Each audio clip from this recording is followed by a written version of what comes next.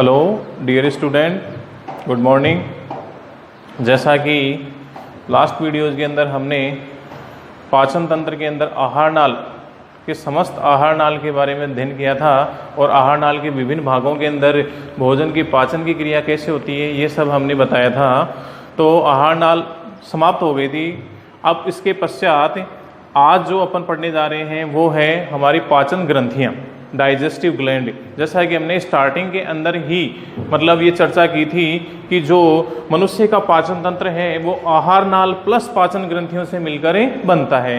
तो आहार नाल हमारी समाप्त हो गई थी, अब पाचन ग्रंथियां थी और हमने वहाँ पर बताया भी था कि मुख्य रूप से हमारे शरीर में या पाचन तंत्र में पाई जाने वाली पाचन ग्रंथियां होती हैं वो 3 प्रकार की होती हैं, मुख्य रूप से 3 प्रकार की होती हैं, जिसमें पहला नाम था हमारा लार ग्रंथि। क्या था? लार ग्रंथि। दूसरा क्या था? दूसरा था हमारा अग्नाशय ग्रंथि। तीसरा था यकृत ग्रंथि। तो इस प्रकार से ये 3 पाचन ग्रंथियां मिलकर और इन पाचन ग्रंथियों से जो पाचक रस हैं वो स्रावित होकर के भोजन के साथ मिलकर भोजन को पचाने का कार्य करते हैं। तो आज अपन इन तीनों पाचन ग्रंथियों का बारी बारी से अध्ययन करने वाले हैं। तो सबसे पहले अपन अध्ययन करेंगे किसके बारे में? लार ग्रंथि के बारे में, कि भाई लार ग्रंथि है उससे मतलब वो किस प्रकार से भोजन के पाचन में मदद करती है। तो पहली आती है अपनी लार ग्रंथियां। लार ग्रंथियां, सैलाइवा ग्लैंड, सैलाइवा ग्लैंड। पहली जो पाचन ग्रंथि है उसका नाम क्या है? लार ग्रंथि। ठीक है। दूसरी क्या थी हमारी? अग्नाशय। और तीसरी क्या थी? यकृत। ठीक है। अब लार ग्रंथियों के बारे के अंदर हमें क्या क्या मतलब जान सकते हैं लार ग्रंथियों के बारे में। तो देखिए मतलब लार ग्रंथियां होती हैं वो कहाँ पर पाई जाती हैं? हमारे मुख गुहा में पाई जाती हैं। कहाँ पाई जाती हैं? मुख गुहा में पाई जाती हैं। और लार ग्रंथियों से किसका स्राव होता है? लार रस का स्राव होता है, मतलब लार का स्राव होता है। ठीक है भाई, कॉमन सी बात, लार ग्रंथियां किसका स्राव करेंगी? लार रस का। और लार ये जो रस होता है मतलब जो कि हमारे मुख गुहा के अंदर है वो क्या क्या काम करता है और उसमें क्या क्या पार्ट होते हैं। तो लार ग्रंथियां लार रस का स्राव करती हैं, लार रस। और ये जो लार रस है वो किससे किससे मिलकर बनता है? पहली जो आती है वो हमारी क्या आती है? टाइलिन। टाइलिन, लार रस के अंदर क्या होता है? टाइलिन या फिर एमाइलेज बोल दीजिए, एमाइलेज ये एंजाइम होता है। टाइलिन और एमाइलेज एंजाइम होता है। फिर इसके पश्चात लार रस में और क्या क्या होता है? प्लस, मतलब लार रस किन से मिलकर बनता है? टाइलिन या amylase enzyme plus lysozyme, lysozyme. ठीक है। और इसके अलावा क्या पाई जाती है? इसके अलावा पाई जाती है श्लेष्मा, श्लेष्मा म्यूकस। ठीक है। तो इस प्रकार से लार रस का निर्माण है वो किन 3 पदार्थों से, किन 3 से मिलकर बनता है? टाइलिन और एमाइलेज और प्लस लाइसोजाइम और तीसरा क्या होता है? श्लेष्मा। अब ये तो लार रस का निर्माण हो गया, लेकिन अब इस लार रस के अंदर मतलब कि इनका क्या क्या कार्य होता है। तो सबसे पहली बात हमें ये जानेंगे कि भाई लार ग्रंथियों से लार रस का स्राव होता है और ये जो लार रस होता है वो एक प्रकार का कैसा तरल होता है? क्षारीय तरल होता है। भाई कैसा होता है? क्षारीय, क्षारीय तरल होता है। और क्षारीय तरल होने के कारण से इसका पीएच मान कितना होता है? 7.2। कितना होता है? 7.2। तो मुख्य मुख्य बातें जाननी है हमें। मतलब लार रस है और लार रस की प्रकृति कैसी होती है कि ये कैसा तरल होता है? भाई ये क्षारीय तरल होता है। ठीक है। मतलब क्षारीय प्रकृति होती है इसकी। लार रस की प्रकृति कैसी होती है? क्षारीय। और क्षारीय होने के कारण से इसका पीएच मान कितना होगा? 7 से ज्यादा होगा। क्योंकि अपन मतलब 10th क्लास में इससे पहले पूर्व कक्षाओं के अंदर हमने पढ़ा था कि जो पीएच होती है वो पीएच क्या होता है? हाइड्रोजन आयनों की सांद्रता का ऋणात्मक लघुगणक मान होता है पीएच। और वो पीएच है, उस पीएच के अंदर जो पी शब्द होता है वो क्या होता है? मतलब पुषांश, अर्थात मतलब यह एक शक्ति का सूचक है और हाइड्रोजन आयनों की सांद्रता को क्या बोलते हैं अपन, पीएच बोलते हैं। और जो पीएच स्केल होता है उस पीएच स्केल के अंदर जो मान होते हैं वो कहां से कहां अंकित होते हैं, 0 से लेकर 14 तक अंकित होते हैं। तो 0 से लेकर जो 7 से पहले 6.9 तक मतलब जो पीएच मान होते हैं उनकी प्रवृत्ति अर्थात पीएच जो मान होता है उनकी प्रवृत्ति कैसी होती है, अम्लीय। और उसके पश्चात 7 के ऊपर क्या हो जाती है, उदासीन। और 7.1 से लेकर 14 तक क्या हो जाती है, क्षारीय प्रवृत्ति। तो इस प्रकार से मतलब प्रकृति के अंदर दैनिक जीवन के अंदर मतलब पाए जाने वाले जो पदार्थ होते हैं उनकी प्रवृत्ति अलग अलग होती है। भाई कोई अम्लीय होते हैं, कोई क्षारीय होते हैं, कोई उदासीन होते हैं। तो इस प्रकार से हमारी जो मुख्य गुहा होती है उस मुख्य गुहा के अंदर जो लार रस होती है उसकी प्रवृत्ति कैसी होती है, क्षारीय। तो स्वाभाविक सी बात है इसका पीएच मान कितना होगा, 7 से ज्यादा। तो इस प्रकार से इसका पीएच मान कितना होता है, 7.2 होता है। ठीक है, तो इसलिए एक क्षारीय प्रवृत्ति होती है। अब उसके बाद में बात आती है कि भाई इस लार रस की प्रवृत्ति कैसे हुई, क्षारीय। और इसके अंदर क्या क्या पाया जाता है, तो इसके अंदर एक तो इसमें टाइलिन एंजाइम पाया जाता है। क्या पाया जाता है, टाइलिन एंजाइम या एमाइलेज एंजाइम। तो देखो ये किस किस प्रकार से कैसे कैसे कार्य करेंगे। जो टाइलिन और एमाइलेज एंजाइम होता है वो क्या कार्य करता है, भाई जैसे मुख्य गुहा में पाचन की जो क्रिया होती है वो कहाँ स्टार्ट हो जाती है, मुख्य गुहा में स्टार्ट हो जाती है। तो मुख्य गुहा के अंदर ही पाचन शुरू हो जाता है। और किसका पाचन शुरू हो जाता है, स्टार्च का। किसका पाचन हो जाता है, स्टार्च का, जो कि एक प्रकार की क्या है, पॉलीसेकेराइड शर्करा है। क्या है, पॉलीसेकेराइड शर्करा। स्टार्च किस में आती है, पॉलीसेकेराइड शर्करा के अंदर। भाई शर्कराएं हैं मुख्य रूप से मोस्टली 11th क्लास में आपने पढ़ा था कि शर्कराएं 3 प्रकार की होती है, मोनोसेकेराइड शर्करा, डाइसेकेराइड शर्करा, पॉलीसेकेराइड शर्करा। तो इस प्रकार से मोनोसेकेराइड शर्करा, डाइसेकेराइड शर्करा मतलब जिसके अंदर क्या होते हैं कि मतलब कि शर्कराओं के 2 अणु जुड़ करके मतलब कि जिस शर्करा का निर्माण करते हैं, सरल शर्कराएं जुड़ करके मतलब कि सरल शर्करा के 2 अणु जो मिलकर के जिस शर्करा निर्माण उसे क्या बोलते हैं, डाइसेकेराइड। और इसी प्रकार से जब उनके 1 से ज्यादा या 2 या 2 से ज्यादा जब अणु आपस में संयुक्त हो जाते हैं, जुड़ जाते हैं, तो किसका निर्माण होता है, पॉलीसेकेराइड शर्करा का। तो पॉलीसेकेराइड शर्करा के अंदर क्या आती है, मोस्टली स्टार्च और ग्लाइकोजन। क्या आती है, स्टार्च और ग्लाइकोजन। स्टार्च ग्लाइकोजन ये क्या है, पॉलीसेकेराइड शर्कराएं। और इन पॉलीसेकेराइड शर्कराओं को किसमें बदलने का काम करता है, डाइसेकेराइड शर्करा में। और डाइसेकेराइड शर्करा क्या होते हैं, माल्टोज। माल्टोज जो शर्करा है वो क्या है, डाइसेकेराइड शर्करा है। तो स्टार्च और ग्लाइकोजन को बदलने का काम कौन करता है, टाइलिन एंजाइम करता है। कौन करता है भाई, टाइलिन एंजाइम। ये टाइलिन एंजाइम किसको बदलने का काम करता है, स्टार्च या ग्लाइकोजन, जो कि दोनों ही कैसी शर्कराएं हैं, पॉलीसेकेराइड शर्कराएं। कैसी शर्कराएं हैं, पॉलीसेकेराइड। और ये माल्टोज वो क्या है, डाइसेकेराइड। ठीक है, डाइसेकेराइड। तो कहने का मतलब है स्टार्टिंग कहां से होती है, टाइलिन और एमाइलेज एंजाइम से, जो क्या काम करते हैं, चूंकि मुख्य गुहा में पाचन की क्रिया स्टार्ट हो जाती है। तो जैसे अपन भोजन लेते हैं तो उस भोजन के अंदर जो स्टार्च होते हैं अर्थात पॉलीसेकेराइड के जो अणु होते हैं उनको टाइलिन या एमाइलेज एंजाइम किसमें बदलता है, माल्टोज में। और माल्टोज कैसी शर्करा है, डाइसेकेराइड शर्करा है। तो इस प्रकार से टाइलिन और एमाइलेज का कार्य क्या हो जाता है कि हमारे मुख्य गुहा में भोजन के साथ आने वाली जो पॉलीसेकेराइड शर्कराएं हैं उनको डाइसेकेराइड शर्कराओं में चेंज करने का कार्य करता है। अर्थात पॉलीसेकेराइड शर्करा कैसे हो गई, जटिल अणु हो गई। कैसे हो गए, जटिल अणु। और जटिल अणु किस में बदलेंगे, सरल अणुओं में। चूंकि पाचन क्रिया का मतलब ये होता है कि पाचन के अंदर क्या होता है, पाचन के अंदर जो हमारे भोजन के साथ आने वाले जो जटिल अणु होते हैं वो टूट करके किसमें, सरल अणुओं के अंदर बदलते हैं या कन्वर्ट होते हैं। तो इस प्रकार से पहला कार्य टाइलिन का क्या हो जाता है, स्टार्च और ग्लाइकोजन को माल्टोज में बदलने का। ठीक है, उसके पश्चात टाइलिन या एमाइलेज एंजाइम हो गए। उसके बाद में होता है लाइसोजाइम। तो भाई लारस के अंदर ये भी होता है। अब इसका क्या कार्य होता है, इसका कार्य ये होता है कि जो भोजन अपन करते हैं उस भोजन के अंदर मतलब जो भी हानिकारक जीवाणु वगैरह होते हैं जो मतलब कि भोजन के साथ हमारे शरीर में प्रवेश कर जाते हैं, उन हानिकारक जीवाणु को नष्ट करने का कार्य किसका होता है, लाइसोजाइम का होता है। किसका होता है, लाइसोजाइम का। तो इस प्रकार से टाइलिन एमाइलेज का कार्य हो गया और लाइसोजाइम का कार्य क्या हो गया कि भोजन के साथ प्रवेश करने वाले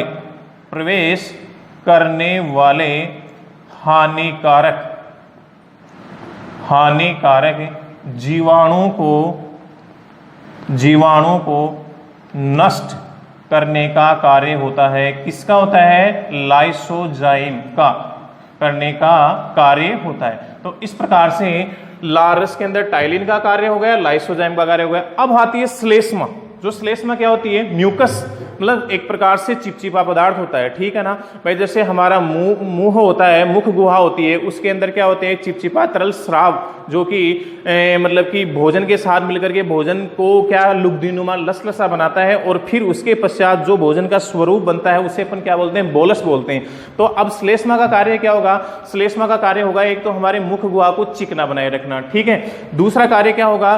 दूसरा कार्य होगा इसके अंदर मुख गुहिका और जो दांत वगैरह होते हैं हमारे, या भोजन को मतलब कि जिस प्रकार से जटिल सरल में बदलते हैं, उनको घुलनशील करने का कार्य, उनको डिजोल्व करने का कार्य होता है। किसका? श्लेष्मा रस का कार्य होता है। तो इस प्रकार से श्लेष्मा का कार्य क्या हो जाता है? श्लेष्मा का कार्य भोजन के साथ मिलकर उस भोजन को घुलनशील बनाना, और इसके साथ साथ हमारे भोजन को घुलनशील बनाने के साथ साथ मुख गुहा को तरल बनाए रखना, मुख गुहा जो अंदर है उसको तरल बनाए रखना, और दांतों की सफाई करने का कार्य किसका होता है? श्लेष्मा का कार्य होता है। तो इस प्रकार से पहली बात तो क्या हो जाती है?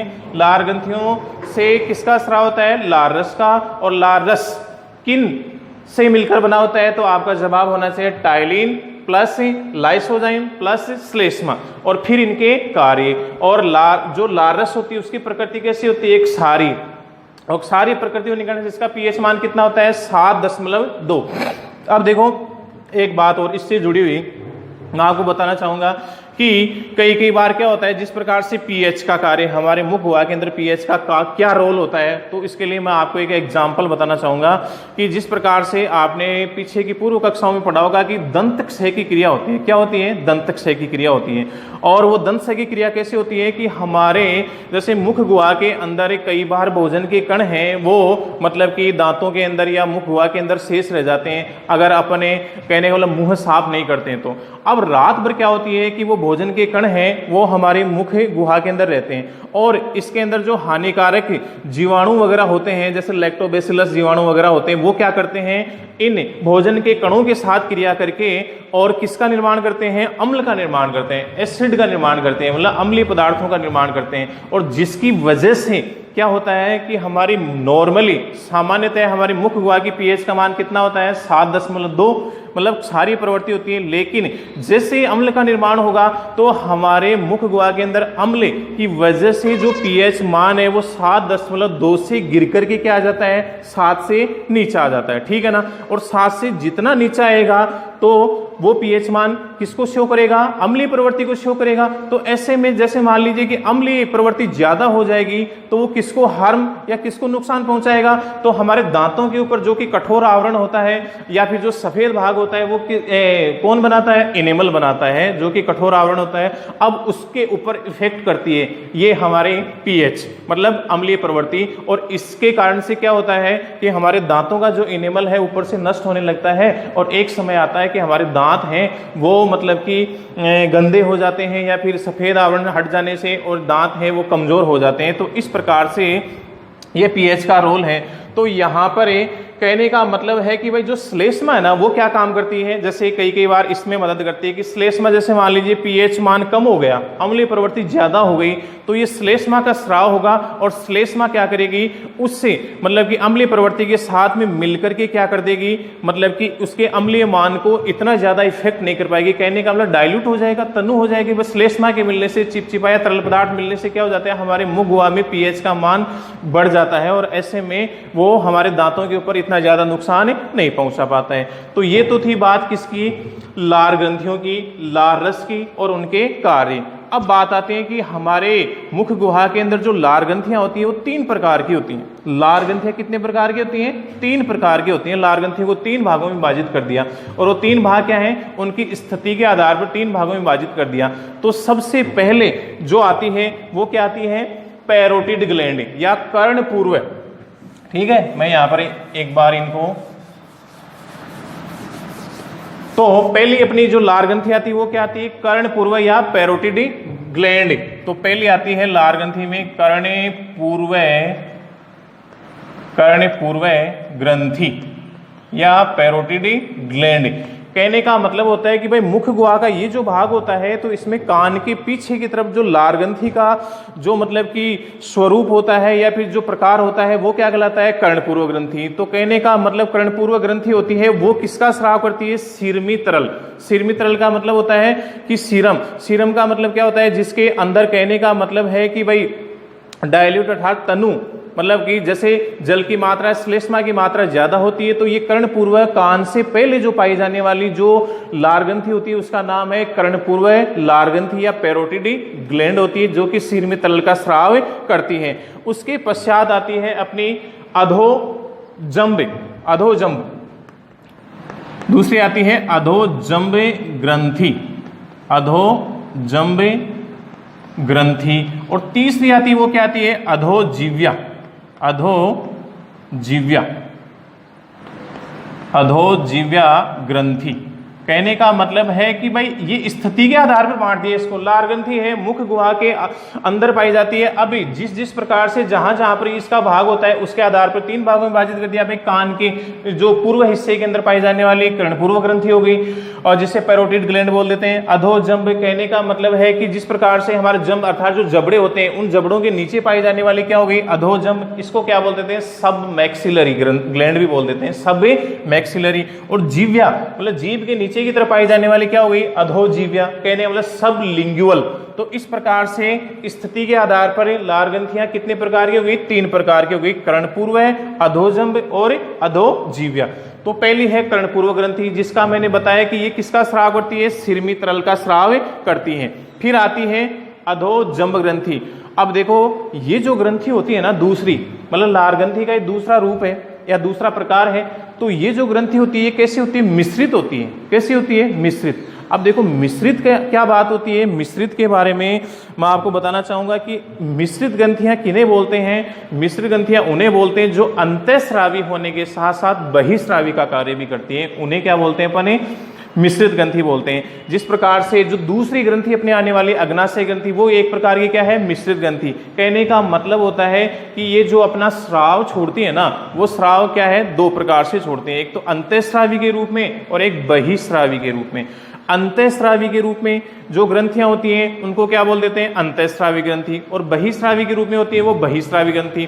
अब मतलब क्या होता है, अंतःस्रावी ग्रंथि की परिभाषा देखो क्या होती है, ऐसी ग्रंथियां जो अपने स्राव को बिना नलिका की सहायता से सीधे ही रुधिर में इंजेक्ट करती हैं, प्रवाहित करती हैं, वो क्या कहलाती हैं, अंतःस्रावी ग्रंथियां कहलाती हैं। और एक होती है बहिस्रावी जो कि अपने स्राव को बाहर की तरफ छोड़ती हैं, मतलब कि वो बिना नलिका के रूप में छोड़ती हैं, वो क्या कहलाती है, सीधा डायरेक्ट मतलब छोड़ती हैं, वो क्या कहलाती हैं, बहिस्रावी। तो मतलब जो अंतःस्रावी होने के साथ साथ बहिस्रावी हो उसे क्या बोल देंगे अपने, मिश्रित ग्रंथि। तो ऐसी ही एक ग्रंथि कौन सी है, अगर आपसे पूछा जाए कि लार ग्रंथियों में ऐसा कौन सा प्रकार है जो मिश्रित ग्रंथि का कार्य करता है, तो आपका जवाब होगा अधोजंब ग्रंथि। ये एक प्रकार की क्या है, मिश्रित ग्रंथि होती है और जिससे क्या है, तरल और श्लेष्मिक स्राव होता है। तरल और श्लेष्मिक स्राव मतलब तरल पदार्थ होता है, इसके साथ साथ श्लेष्मिक मतलब कि श्लेष्मा, श्लेष्मा वही बात आ गई। श्लेष्मा क्या होता है, म्यूकस का स्राव होता है। और जो मतलब कि जैसे लारस के बारे में हमने पहले चर्चा कर ली थी कि भाई लारस के अंदर क्या होते हैं, तीन पदार्थ मुख्य रूप से होते हैं लारस के अंदर, टाइलिन, लाइसोजाइमस, श्लेष्मा। तो ये जो श्लेष्मा का स्राव होता है ना वो इन लार ग्रंथियों के कौन से भाग के द्वारा होता है, अधोजंब ग्रंथि के द्वारा होता है। फिर आती है तीसरी ग्रंथि जो कि क्या आती है हमारी, अधोजीव्या ग्रंथि, मतलब जीव्या के नीचे पाई जाने वाली लार ग्रंथि है, लेकिन जीव्या के नीचे का जो भाग है लार ग्रंथि का वो क्या कहलाता है, अधोजीव्या ग्रंथि कहलाती है। और यह भी किसका स्राव करती है, यह भी श्लेष्मा का स्राव करती है। तो इस प्रकार से लार ग्रंथि के बारे में आपको मुख्य मुख्य बातें हैं वो जानने को मिली, जिसके अंदर क्या क्या था कि भाई लारस की प्रवृत्ति कैसी होती है, क्षारीय, पीएच मान कितना होता है 7.2। और लार ग्रंथियों से क्या स्राव होता है, लारस। लारस किन से मिलकर बनता है, टाइलिन या एमाइलेज, दोनों बात एक ही है, एमाइलेज बोल दीजिए या टाइलिन बोल दीजिए। टाइलिन एंजाइम जो कि क्या काम करता है, पॉलीसेकेराइड शर्करा को डाइसेकेराइड शर्करा में बदलने का कार्य करता है। पॉलीसेकेराइड शर्कराओं के एग्जाम्पल क्या हो जाते हैं, स्टार्च हो जाता है, ग्लाइकोजन हो जाता है। ग्लाइकोजन क्या होता है? ग्लाइकोजन होता है जैसे कई बार अपन भोजन के साथ जो शर्करा लेते हैं, ग्लूकोज वगैरह, और वो क्या हो जाती है कि जैसे मतलब जो अतिरिक्त भोजन होता है वो किस रूप में संचित होता है हमारे शरीर के अंदर? ग्लाइकोजन के रूप में। और फिर वो क्या करता है? ग्लाइकोजन से किसका निर्माण होता है? ग्लूकोज का। कभी जब मतलब कि कोई फास्ट वगैरह या जब हम भोजन नहीं करते हैं तो हमारे शरीर के अंदर ग्लाइकोजन को ग्लूकोज में बदल दिया जाता है, जिसे बोलते हैं ग्लाइकोजिनेसिस। ये सब अपन यकृत के कार्य के अंदर अध्ययन करेंगे। लेकिन जो ग्लाइकोजन है वो क्या है? पॉलीसेकेराइड शर्करा है, और माल्टोज क्या है? डाइसेकेराइड शर्करा है। लाइसोजाइम जो दूसरा था उसका कार्य क्या था? कि भोजन के साथ आने वाले हानिकारक जीवाणु को नष्ट करने का। फिर उसके बाद में क्या था?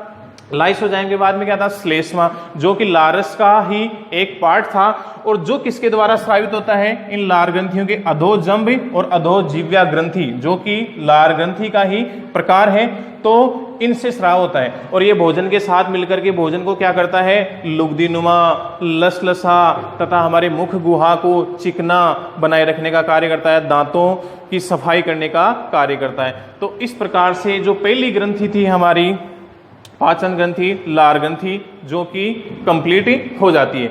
उसके पश्चात जो दूसरी हमारी ग्रंथि है जिसका नाम क्या है? अग्नाशय ग्रंथि। क्या नाम है? अग्नाशय ग्रंथि, जो कि दूसरी पाचक ग्रंथि है। अब इस पर आते हैं। देखो, दूसरी पाचक ग्रंथि अग्नाशय ग्रंथि है। पहली बात, ये जो अग्नाशय ग्रंथि होती है ये कहाँ पर स्थित होती है? किस आकार की होती है? कितनी इसकी लंबाई होती है?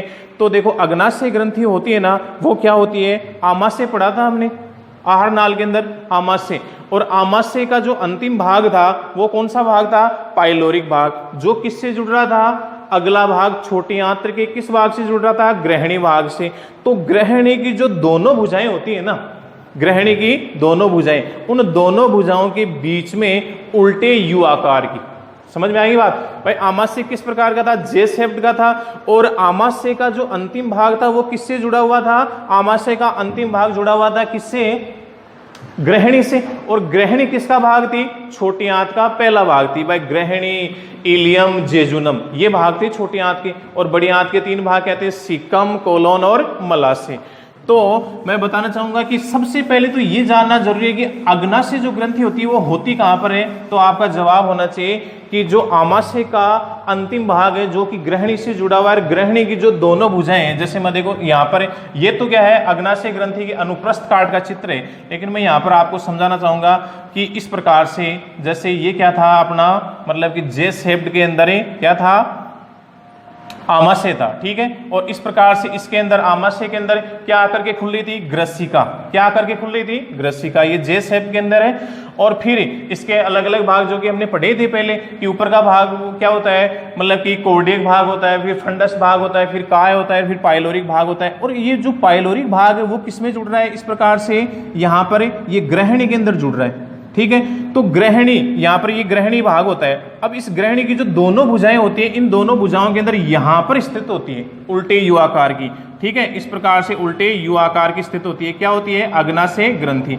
अब यहाँ पर तो ये तो स्थिति हुई, लेकिन अब इसका यहाँ से कहने का मतलब इसका जो बड़ी जो अनुप्रस्थ काट है जिसका अध्ययन करेंगे, तो यहाँ का जो भाग है उसको मैंने विस्तार से यहाँ पर बता रखा है। इस प्रकार से ये छोटे आकार में यहाँ पर दर्शाया गया है कि भाई स्थित होती है, लेकिन इसके अंदर होते क्या क्या है वो सब मैंने आपको इस डायग्राम के अंदर बता रखा है। तो ये हुआ अपना अग्नाशय ग्रंथि। अब अग्नाशय ग्रंथि होती है तो सबसे पहली बात तो अग्नाशय ग्रंथि की, जैसे हमने भाई अभी चर्चा की थी कि अग्नाशय ग्रंथि कैसी होती है? मिश्रित ग्रंथि होती है। कैसी होती है? मिश्रित ग्रंथि। और मिश्रित का मतलब क्या होता है? कि वह ग्रंथि जो अंतःस्रावी होने के साथ साथ बहिस्रावी का भी कार्य करती है, वो क्या कहलाती है? मिश्रित ग्रंथि कहलाती है। अब इसके बाद में बात आती है, तो ये जो आप चित्र देख पा रहे हो ये क्या है? अग्नाशय ग्रंथि का है। तो अग्नाशय ग्रंथि के अंदर ये जो बाहर की तरफ जो आप देख पा रहे हो इन्हें बोलते हैं अपन एसिनाई के समूह। क्या बोलते हैं? एसिनाई के समूह। और इसके बाद में अंदर की तरफ होता है वो होते हैं लैंगरहैंस के द्वीप समूह। क्या होते हैं? लैंगरहैंस के द्वीप समूह, ठीक है। अब लैंगरहैंस के द्वीप समूह को फिर मतलब कि तीन भागों में बांट दिया, alpha cell, beta cell, delta cell या गामा सेल बोल दीजिए, ठीक है। तो मुख्य रूप से कितने भाग हो गए अग्नाशय ग्रंथि के? दो भाग। एक भाग तो ये एसिनाई के समूह और दूसरा भाग क्या हो जाता है? लैंगरहैंस के द्वीप समूह। लैंगरहैंस के द्वीप समूह, ठीक है, जिसके अंदर 3 प्रकार की कोशिकाएं मिल जाती हैं। और वो 3 प्रकार की कोशिकाएं कौन सी होती हैं? Alpha cell, beta cell, delta cell. अच्छा, तो मैं बात कर रहा था कि अग्नाशय ग्रंथि कैसी है? मिश्रित ग्रंथि है। कैसी है? मिश्रित ग्रंथि। और मिश्रित का मतलब क्या हो जाता है कि अंतःस्रावी प्लस बहिस्रावी। अब यहां पर बात आती है कि ये जो एसिनाई के समूह है ना, वो किसका कार्य करते हैं? बहिस्रावी का कार्य करते हैं। किसका कार्य करते हैं? बहिस्रावी का। और ये जो अल्फा, बीटा, डेल्टा जो कि मिलकर के लैंगरहैंस के द्वीप समूह बनाते हैं, ये किसका कार्य करते हैं? अंतःस्रावी का। किसका कार्य करते हैं? अंतःस्रावी का। अब अंतःस्रावी के रूप में तो कौन से हार्मोन स्रावित होंगे और बहिस्रावी के रूप में क्या स्रावित होगा? तो बहिस्रावी के रूप में कार्य कौन कर रहा है अग्नाशय ग्रंथि के अंदर? एसिनाई के समूह। और जो किसका स्राव करेंगे? अग्नाशयी रस का। अग्नाशयी रस मतलब है कि अग्नाशय ग्रंथि है वो बहिस्राव के रूप में कौन से रस का स्राव करेगी? अग्नाशयी रस का स्राव करेगी। अब उसके पश्चात लैंगरहैंस के द्वीप समूह है जिसके अंदर 3 प्रकार की कोशिकाएं अल्फा, बीटा, डेल्टा, ये किसका स्राव करेंगी? ये करेंगी इंसुलिन, ग्लूकागोन और सोमेटोस्टेटिन। ये 3 प्रकार के हार्मोन का स्राव करेंगी। तो एक एक करके अपन पढ़ने वाले हैं। तो इस प्रकार से अग्नाशय ग्रंथि के अंदर 2 मुख्य भाग हो जाते हैं। एक तो एसिनाई के समूह या एसिनी समूह, जो कि क्या होती है? एसिनाई के समूह क्या होते हैं? एक पुट्टी की संरचना होती है। क्या होती है? फॉलिकल्स, पुट्टिका। तो जिस प्रकार से आप देख पा रहे चित्र के अंदर, ये क्या है? फॉलिकल्स हैं, पुट्टिकाएं हैं। तो विभिन्न प्रकार की पुट्टिकाएं जो कि बाहर की तरफ व्यवस्थित हैं, ठीक है, मतलब कि अग्नाशय के अनुप्रस्थ काट के अंदर बाहर की तरफ है स्थित होते हैं। और इन्हें क्या बोलते हैं? फॉलिकल, पुट्टी की संरचनाएं बोलते हैं। और इनको एक सम्मिलित रूप से, भाई एक एक फॉलिकल है, पुट्टी की संरचनाएं, इनको एक एक मतलब कि मिला देते हैं तो ये क्या बन जाता है? एक समूह बन जाता है जिसका नाम क्या हो जाता है? एसिनाई के समूह। और ये क्या होते हैं? जो हमारे संयोजी उत्तक होते हैं ना, संयोजी उत्तक का मतलब जैसे रक्त वगैरह है, लसिका वगैरह है, इन उत्तकों के बीच बीच में स्थित होते हैं। क्या?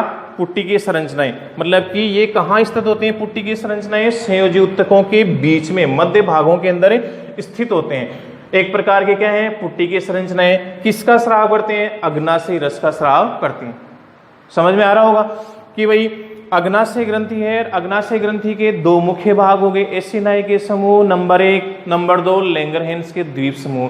पहली जो कि एसिनाई के समूह है वो क्या होते हैं? अग्नाशय की अनुप्रस्थ काट के अंदर बाहर की तरफ मतलब एक परिधि के रूप में विन्यासित होते हैं। बाहर की तरफ छोटे छोटे पुट्टी की संरचनाएं, फॉलिकल्स हैं, फॉलिकल स्ट्रक्चर। और ये छोटे छोटे पुट्टी की संरचनाएं मिलकर के किसका निर्माण करते हैं? एसिनाई के समूह के। अच्छा, स्थित कहां पर होते हैं ये एसिनाई के समूह? संयोजी उत्तकों के बीच बीच में स्थित होते हैं। फिर इनसे किसका स्राव होता है? इनसे अग्नाशयी रस का स्राव होता है। किसका स्राव होता है? अग्नाशयी रस का। और ये किस रूप में कार्य करते हैं? बहिस्रावी के रूप में कार्य करते हैं। तो इस प्रकार से बहिस्रावी के रूप में हो गया। अब दूसरा आता है, क्योंकि मिश्रित ग्रंथि है तो दूसरा क्या आता है? अंतःस्रावी के रूप में। तो अंतःस्रावी के रूप में अग्नाशय ग्रंथि का कौन सा भाग कार्य करेगा? लैंगरहैंस के द्वीप समूह। लैंगरहैंस एक वैज्ञानिक था जिसने क्या है, इस प्रकार से विभिन्न कोशिकाएं हैं जो इस अग्नाशय ग्रंथि में पाई जाती हैं, उनको सम्मिलित रूप से क्या बोला? लैंगरहैंस के द्वीप समूह बोला। तो मतलब अर्थात ये एक प्रकार के जैसे आइसलैंड होते हैं ना, तो बीच बीच के अंदर क्या है, मतलब कि अर्थात टापुओं के रूप में व्यवस्थित होने के कारण से इनको क्या बोल दिया? इन कोशिकाओं के समूह को क्या बोल दिया? लैंगरहैंस के द्वीप समूह। अब आपको ये मतलब कि जानना है कि लैंगरहैंस के द्वीप समूह का निर्माण कितने प्रकार की कोशिकाओं से मिलकर बनता है? तो आपका जवाब होगा 3 प्रकार की कोशिकाओं से मिलकर बनता है। पहली कोशिका क्या है? अल्फा सेल्स, मतलब कि अल्फा कोशिकाएं। ये जो अल्फा कोशिकाएं होती हैं वो किसका स्राव करती हैं? अल्फा कोशिकाएं इंसुलिन हार्मोन का स्राव करती हैं। किसका स्राव करती हैं? इंसुलिन। अब इंसुलिन का नाम आते हैं आपके अगर दिमाग में कुछ आ रहा है तो मैं आपको बताना चाहूंगा कि इंसुलिन हार्मोन है वो कहाँ मदद करता है या क्या कार्य करता है? इंसुलिन हार्मोन होता है हमारे शरीर के अंदर जो ग्लूकोज होता है ना, अतिरिक्त ग्लूकोज होता है, उसकी मात्रा को कम करने का कार्य करता है। समझ में आ रही है बात? भाई हमारे शरीर में भोजन के दौरान जो ग्लूकोज की मात्रा ज्यादा हो जाती है, शर्करा की मात्रा ज्यादा हो जाती है, तो उनको कम करने का कार्य किसका होता है? इंसुलिन हार्मोन का कार्य होता है। अब जैसे मान लीजिए कि इंसुलिन हार्मोन का कार्य ग्लूकोज की मात्रा को कम करने का होता है, और अगर इंसुलिन हार्मोन की मात्रा ही कम हो जाए हमारे शरीर के अंदर, इंसुलिन हार्मोन की मात्रा ही कम हो जाए हमारे शरीर के अंदर, तो क्या होगा? इंसुलिन हार्मोन की मात्रा कम हो जाएगी तो क्या होगा, ग्लूकोज का मतलब कि जो मात्रा है या ग्लूकोज का जो स्राव हो क्या हो जाएगा, ज्यादा हो जाएगा। और ऐसे में क्या हो जाएगी, हमारे शरीर में शर्करा की मात्रा, ग्लूकोज की मात्रा ज्यादा हो जाएगी तो एक बीमारी जिसे क्या बोलते हैं अपन, डायबिटीज, वो डायबिटीज हो जाएगी। तो कहने का मतलब इंसुलिन हार्मोन ग्लूकोज की मात्रा को कम करने का कार्य करता है। अगर इंसुलिन का स्राव कम हो जाएगा तो ग्लूकोज की मात्रा बढ़ जाएगी और डायबिटीज का शिकार हो जाएगा व्यक्ति। तो इस प्रकार से ये मुख्य कार्य हो गया कि अतिरिक्त जो ग्लूकोज होता है या ग्लूकोज की मात्रा ज्यादा होती है उसको कम करने का। अब जो दूसरा होता है बीटा सेल्स, वो बीटा सेल्स क्या करते हैं, सॉरी बीटा सेल्स होती हैं वो इंसुलिन का स्राव करती हैं। और अल्फा सेल्स क्या काम करती है, ग्लूकागोन का, अल्फा सेल ग्लूकागोन का स्राव करती है, बीटा सेल किसका काम करती है, इंसुलिन का। अब देखो मैं बताना चाहूंगा बीटा सेल इंसुलिन का मतलब कार्य वही रह गया कि इंसुलिन काम तो वही करेगा अतिरिक्त ग्लूकोज की मात्रा को कम करने का, लेकिन यहां पर जो अल्फा सेल है दूसरा, ये ग्लूकागोन का स्राव करता है। ग्लूकागोन क्या काम करेगा, इंसुलिन के जस्ट विपरीत काम करेगा। जैसे इंसुलिन क्या करता है, शर्करा की मात्रा को कम करता है और ग्लूकागोन क्या करता है, शर्करा की मात्रा को बढ़ाने का कार्य करता है। तो इस प्रकार से दोनों एडजस्टमेंट करते हैं, सामंजस्य बनाए रखते हैं कि अल्फा और बीटा। देखो सॉरी मैंने गलत बता दिया था आपको कि बीटा सेल होता है उससे किसका स्राव होता है, इंसुलिन का, और अल्फा सेल से किसका स्राव होता है, ग्लूकागोन का। समझ में आ गई बात। तो बस मतलब कार्य वही था, ग्लूकागोन क्या करता है, ग्लूकोज की मात्रा को कम हो गई उस ग्लूकोज की मात्रा को बढ़ाने का ग्लूकागोन, और इंसुलिन क्या करता है, ग्लूकोज की मात्रा को कम करने का कार्य करता है। ठीक है। अब उसके बाद में जो तीसरी सेल है वो अपनी आती है डेल्टा सेल। ये डेल्टा सेल क्या करती है, सोमेटोस्टेटिन, तीसरा जो हार्मोन होता है सोमेटोस्टेटिन, इसका स्राव करती है। और ये सोमेटोस्टेटिन क्या करता है, जैसे पित्रस वगैरह होते हैं उनकी मात्रा को नियमित रखने का कार्य करते हैं, किसके अंदर, हमारे शरीर के अंदर। तो इस प्रकार से अग्नाशय ग्रंथि के बारे में अब हमने अभी तक क्या पढ़ा कि अग्नाशय ग्रंथि है, उस अग्नाशय ग्रंथि के दो मुख्य भाग होते हैं, एसिनाई के समूह जो कि किसका काम करते हैं, बहिस्रावी के रूप में कार्य करते हैं, और इनसे अग्नाशय रस का स्राव होता है। अग्नाशय रस में क्या क्या पाए जाते हैं, ट्रिप्सिन, काइमोट्रिप्सिन, ये पाए जाते हैं। ठीक है। और जो कि भोजन के साथ मिलकर के भोजन को पचाने का कार्य करते हैं। फिर उसके पश्चात लैंगरहैंस के द्वीप समूह जिसमें 3 प्रकार की कोशिकाएं होती हैं, अल्फा, बीटा और डेल्टा। अल्फा सेल से ग्लूकागोन का स्राव होता है, बीटा सेल से इंसुलिन का स्राव होता है, डेल्टा सेल से सोमेटोस्टेटिन का स्राव होता है। अब उसके बाद में नेक्स्ट जो अपनी ग्रंथि आती है वो क्या आती है, यकृत ग्रंथि। ये यकृत ग्रंथि देखिए, जैसा कि आप डायग्राम देख पा रहे हो, यकृत ग्रंथि।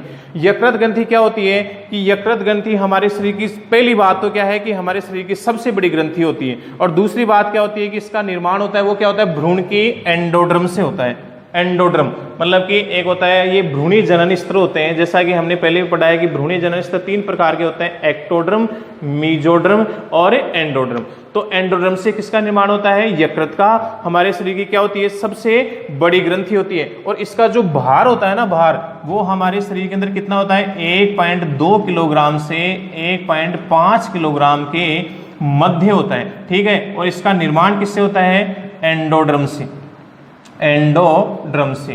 तो पहली बात तो क्या हो गई कि यकृत ग्रंथि एक प्रकार की पाचक ग्रंथि है। दूसरी बात क्या हो गई, यह है हमारे शरीर की सबसे बड़ी ग्रंथि है।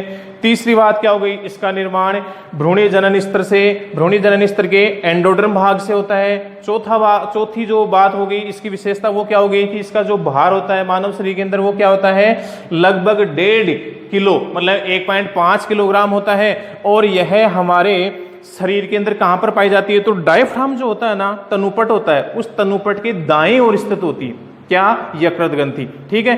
अब उसके पश्चात मतलब बाईं ओर तो क्या होती है, आमाशय होता है, और दाईं ओर क्या होती है, यकृत ग्रंथि होती है। यकृत ग्रंथि के अंदर जैसा कि आप डायग्राम में देख पा रहे हो, यकृत ग्रंथि के मुख्य रूप से 4 भाग हो जाते हैं, जिसमें दाईं तरफ वाला भाग क्या कहलाता है, दाईं यकृत पाली, नंबर 1। दूसरा क्या होता है, बाईं यकृत पाली। ये 2 बड़े भाग होते हैं। और जैसा कि आप चित्र में देख पा रहे हो कि दाईं यकृत पाली बड़ी है या बाईं यकृत पाली, तो आकार मतलब क्षेत्रफल के आधार पर अगर देखें तो दाईं यकृत पाली का जो हिस्सा है, 4 हिस्से हो गए, दाईं यकृत पाली, बाईं यकृत पाली। तीसरे जो 2 पिंड होते हैं अलग अलग, एक होता है क्वाड्रेट पाली और एक होता है कोडेट पाली। तो इस प्रकार से ये 2 छोटे भाग होते हैं, लेकिन मुख्य रूप से यकृत के 2 ही भाग होते हैं। एक दाईं यकृत पाली, मतलब जो दाईं तरफ होती है वो दाईं यकृत पाली, बाईं तरफ होती है वो बाईं यकृत पाली, जिसमें क्षेत्रफल किसका ज्यादा होता है, मतलब बड़ी कौन सी होती है, कौन सी पाली होती है, दाईं यकृत पाली बड़ी होती है। और इसके पश्चात इन दोनों के अलावा जो दो और पिंड पाए जाते हैं उनका नाम क्या है, एक का क्वाड्रेट पाली और दूसरे का कोडेट पाली।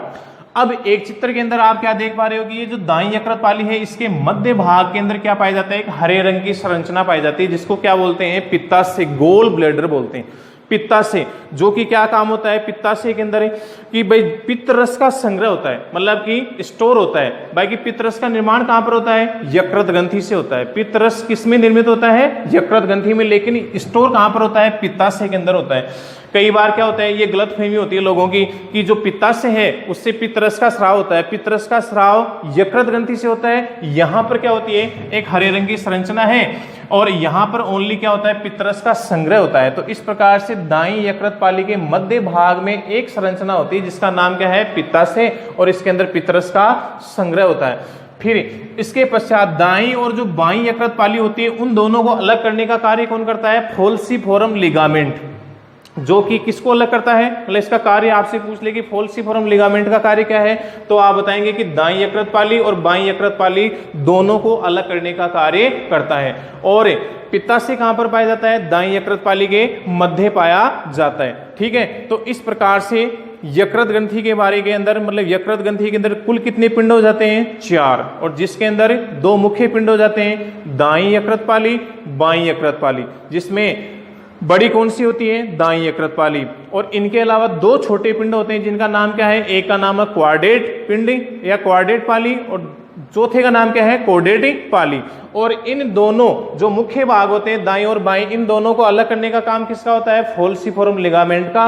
और इन दाईं यकृत पाली के बीच में क्या पाया जाता है, पित्ताशय, जो कि एक प्रकार के हरे रंग की संरचना है और जिसके अंदर पित्त रस संग्रहित होता है। तो अब देखो आगे बढ़ते हैं भाई, जो पित्तरस होता है उस पित्तरस के अंदर मुख्य रूप से क्या क्या पाए जाते हैं। तो पित्तरस के अंदर क्या होता है भाई, जैसा कि मैंने बताया कि पित्तरस का निर्माण तो कहां पर होता है, यकृत में, लेकिन स्टोर कहां पर होता है, पित्ताशय में। तो पित्तरस के अंदर क्या क्या है, नंबर 1 पित्तरस के अंदर क्या क्या पाए जाते हैं। तो सबसे पहली बात तो क्या है, पित्तरस के अंदर एक तो होता है जल, ठीक है, और दूसरा क्या होता है, पित्ती लवण, पित्ती लवण, और तीसरा क्या होता है, पित्त वर्णक, पित्त वर्णक, और चौथा क्या होता है, चौथा होता है कोलेस्ट्रॉल, कोलेस्टेरोल। ठीक है, अब यहां पर बात आती है कि ये 4 भाग किसके हैं, पित्तरस के। पित्तरस के अंदर मुख्य रूप से 4 चीजें होती हैं। पित्तरस किनसे मिलकर बनता है, जल से, पित्त लवणों से, पित्त वर्णकों से और कोलेस्टेरोल से। तो जल तो होता ही है जो कि अधिकांश मात्रा में होता है। अब पित्त वर्णक क्या होते हैं, पित्त वर्णक होते हैं बिलीरुबिन और बिलीवर्डिन। पित्त वर्णकों के अंदर 2 मुख्य नाम क्या होते हैं, बिलीरुबिन और बिलीवर्डिन, जिनका निर्माण किससे होता है, जो हमारे शरीर के अंदर आरबीसी पाई जाती हैं, आरबीसी के टूटने से यकृत के अंदर। चूंकि हमने अभी कहा कि पित्त रस का निर्माण कहां पर होता है, यकृत में, स्टोर होता है कहां पर, पित्ताशय में। तो पित्त रस के तो ये 4 भाग हैं और पित्त रस के अंदर जो पित्त लवण है उनके अंदर क्या नाम आएंगे, बिलीरुबिन और बिलीवर्डिन। तो इन बिलीरुबिन और बिलीवर्डिन का निर्माण कहां पर होता है, यकृत के अंदर आरबीसी, जो मृत आरबीसी होती है, उन मृत आरबीसी के टूटने से 2 वर्णकों का निर्माण होता है, बिलीरुबिन और बिलीवर्डिन। अब क्या होते हैं, इन वर्णकों की मात्रा लवण की मात्रा, कहने का मतलब अगर ज्यादा हो जाती है तो क्या हो जाती है कि हमारे जो मतलब जो मूत्र का रंग कई बार क्या होता है, पीला होता है, तो इन वर्णकों की वजह से होता है। और एक होते हैं पित्त लवण, जो क्या होते हैं, ग्लाइकोलेमेट होते हैं। क्या होते हैं, पित्त लवणों के अंदर नाम आता है ग्लाइकोलेमेट, जो कि क्या करता है, वसा का पाचीकरण। देखो एक बार मैं यहां पर लिख देता हूं, आपके कंफ्यूज हो जाएगी। पित्त लवण के अंदर आ गया ग्लाइकोलेमेट।